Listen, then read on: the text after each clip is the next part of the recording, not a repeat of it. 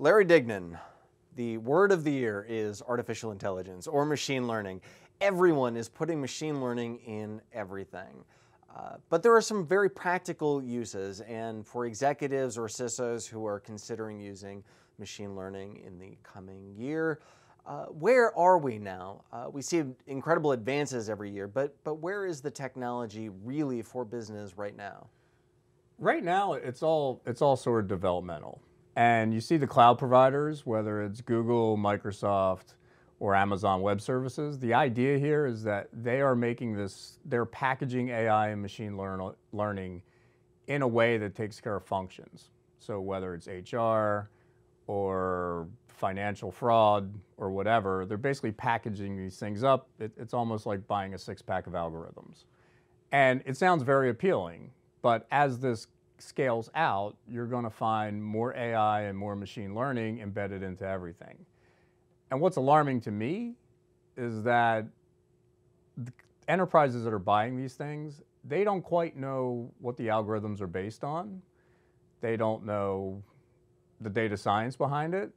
They're basically buying something they don't quite understand and implementing into the decision process. So it's kind of alarming when you think about it and you see these things converge. It's almost, we bought the marketing, we bought the cool names, Einstein, Watson, Alexa, you just keep on going, right? But we haven't thought through how you manage this stuff and what you do with it. And I can just see it snowballing. One interesting development was IBM Research came out with a white paper, basically saying they want like that UL listing, or something that's a disclosure statement. This is how the algorithm was made. These are the biases inherent in it, and kind of it's almost like a Consumer Reports sort of transparency kind of thing. And that, I think that's a good first step, because we're getting to the point where you're going to be managing AI and algorithms and you don't quite understand them, which is going to be a little scary. So every time we hear Google or Facebook or Microsoft, Amazon use the word artificial intelligence, it's almost like a drinking game. Pretty much. So how do I make good decisions for my company based on these kind of amorphous terms that are thrown around? Well, the companies I have talked to that have actually gone through this buying process, the first thing I ask is who kicks the tires on this stuff? And usually, generally speaking, they provide a data set to the vendor, and then they have a data science team that looks at the algorithms underneath and sort of does an evaluation. And these teams are basically pretty small. But when you take that out another level, the executive doesn't quite understand the data science behind it, doesn't understand the questions. They're just the boardroom's basically saying you need an AI strategy, and you're looking around and find a black box to buy. And it's great for the tech vendor. I don't know if it's great for long-term management or even business outcomes. And you're starting to see business schools sort of address this, like they're creating data science programs. They're starting to walk through that, like what that looks like. But when you plot out your MBA students, the data science knowledgeable ones, they're probably a generation from being, high C-level executives. So you're going to have this sprawl of magic AI running around.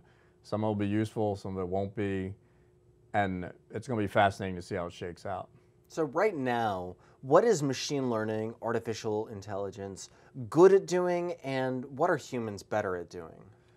Machine learning right now, it's really good at ingesting sensor data. So the main case for machine learning right now, the use case, is predictive maintenance. It tells you, like in an industrial Internet of Things setting, machine learning is the discipline that basically tells you this turbine is going to break down. So order these parts. And then you replace those parts preemptively and you don't have downtime. That's the quintessential machine learning use case. There's also machine learning for computer vision. There's a bunch of other applications, but in terms of things that actually make money, save you money, get things done, it's sort of that preventative maintenance kind of thing.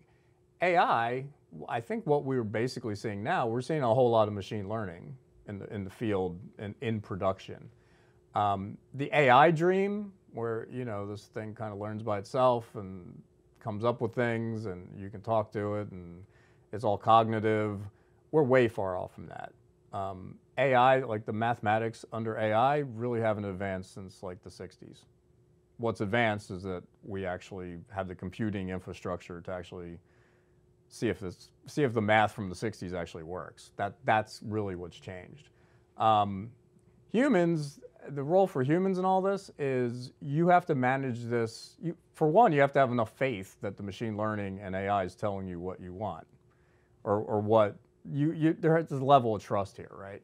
And humans generally, we're all going to go back to our gut. Like if there's any doubt in the data. So the thing I always come back to is whether you're doing machine learning or AI is keep your common sense. Like you can get absorbed in the big data and the data science and all that stuff, and suddenly you go, well, I don't have to think. But you still have to think. Like you have to question the data, you have to be curious, right? Because AI is not curious, machine learning is not curious. So you have these big data sets, and you still need your human intuition to start asking the right questions and all that. I think what scares me about AI and machine learning at this point is we're all buying a box thinking that it's going to save our day and save our brains. And I don't think that's the case. And I'm not sure the management skills are out there to even handle a data science team at this point. Yeah, and the industry is full of jargon that leads us to trendy jargon of the future. But speaking of trends, what are the practical artificial intelligence, machine learning trends that might impact business on the horizon? One of the biggest things is computer vision.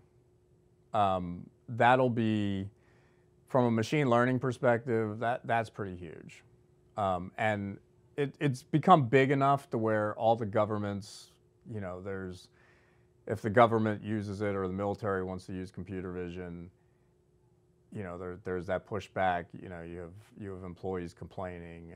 It's a whole thing.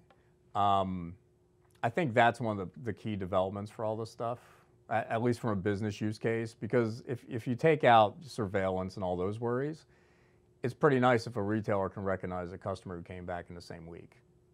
It's pretty nice if you're on a cruise ship and you have this avatar who can recognize you and point you in the right direction. It's pretty nice if you can hook up data on that customer, recognize that customer, and actually bring them a personalized experience. So I think that's one of the key machine learning AI sort of developments over time.